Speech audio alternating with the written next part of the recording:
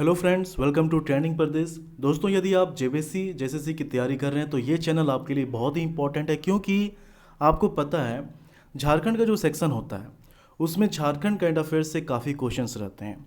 और ये आप जानते हैं कि सेंट्रल लेवल का जो करंट अफेयर होता है वो आसानी से उपलब्ध हो जाता है, लेकिन वहीं अगर स्टेट लेवल की बात की जाए, खासकर झारखंड की, तो झारखंड करंट अफेयर्स आसानी से उपलब्ध नहीं हो पाता है। इसलिए जो झारखंड का जीके सेक्शन है वो तो यहाँ उपलब्ध कराया ही जाता है, साथ ही साथ झारखंड करंट अफेयर्स का भी lecture daily basis, weekly basis और मंथली बेसिस पर प्रोवाइड किया जाता है। साथ ही साथ इसका पीडीएफ भी आपको उपलब्ध करा दिया जाता है ताकि आप फ्यूचर के लिए इसे सेव करके रख सकते हैं। लेकिन मैंने आपको पहले भी कहा है कि जो पीडीएफ आप प्रिंट करके रखेंगे उससे कहीं ज़्यादा फायदेमंद होगा यदि आप लेक्चर को देखते देखते इसे कॉपी में नोट डाउन करते हैं। इसलिए ये आप कोशिश कीजिए कि इन पॉइंट्स को अपने लैंग्वेज में अपने हिसाब से आप साथ साथ लिखते चलें, क्योंकि वो कहीं ज़्यादा फायदेमंद होगा जो पीडीएफ दिया जाएगा उसके रिस्पेक्ट में। ओके, तो चलिए हम लोग 14 अगस्त के लिए झारखंड करंट अफेयर्स देखते हैं। ओके, फर्स्ट पॉइंट है, गृह मंत्रालय की ओर से झारखंड के 5 पुलिस अधिकारियों को श्रेष्ठ अनुसंधान के लिए union home ministers medal for excellence in investigation 2020 प्रदान किया जाएगा।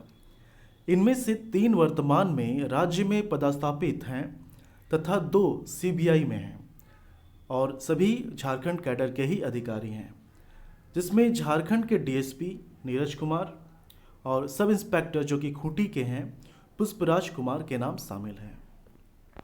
वहीं झारखंड कैडर के सीबीआई में पदस्थापित इंस्पेक्टर परवेज आलम, ज्योतिमयी मांझी और आशीष आनंद को भी सम्मानित किया जाएगा। तो ये नाम है, इन नामों को याद रखना चाहिए।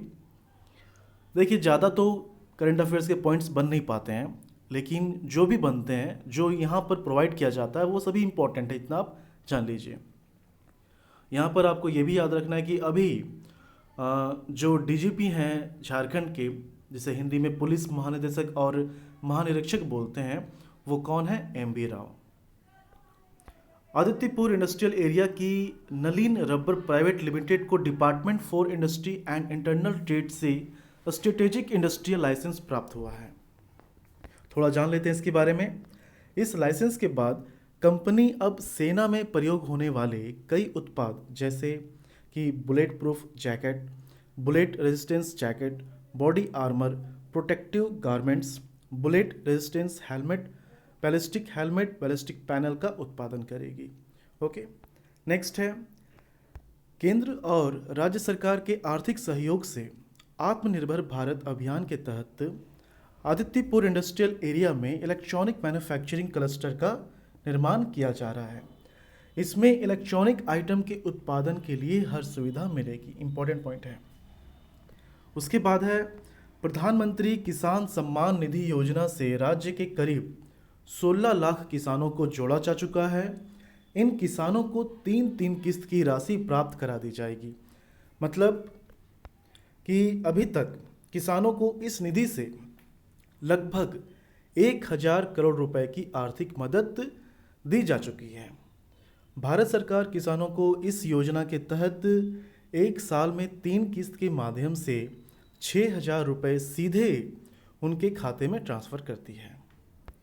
नेक्स्ट है, 1857 के वीर शहीद ठाकुर विश्वनाथ सहदेव की 12 अगस्त को 203वीं जयंती मनाई गई। ओके, तो ये इम्पोर्टेंट है। 2 पॉइंट इसमें है कि कब मनाया गया 12 अगस्त को, और कितनावां जयंती मनाया गया, ये भी इम्पोर्टेंट है। ठीक है, ठाकुर विश्वनाथ सहदेव का जन्म झारखंड के लोहरदग्गा जिले में 12 अगस्त 1817 को हुआ था। उनकी मृत्यु 16 अप्रैल 1858 को 40 साल की उम्र में हुई थी। इनके पिता का नाम रघुनाथ सहदेव था। वे बरकागढ़ नागवंशी कुल के राजा थे। थोड़ा थोड़ा एरर है, राजा थे। झारखंड एथलेटिक्स एसोसिएशन द्वारा अब झारखंड के स्थापना दिवस यानी कि 15 नवंबर के सबसे नज़दीक वाले रविवार को अब से हर साल एक मॉस रन फिट रहेगा इंडिया का आयोजन किया जाएगा।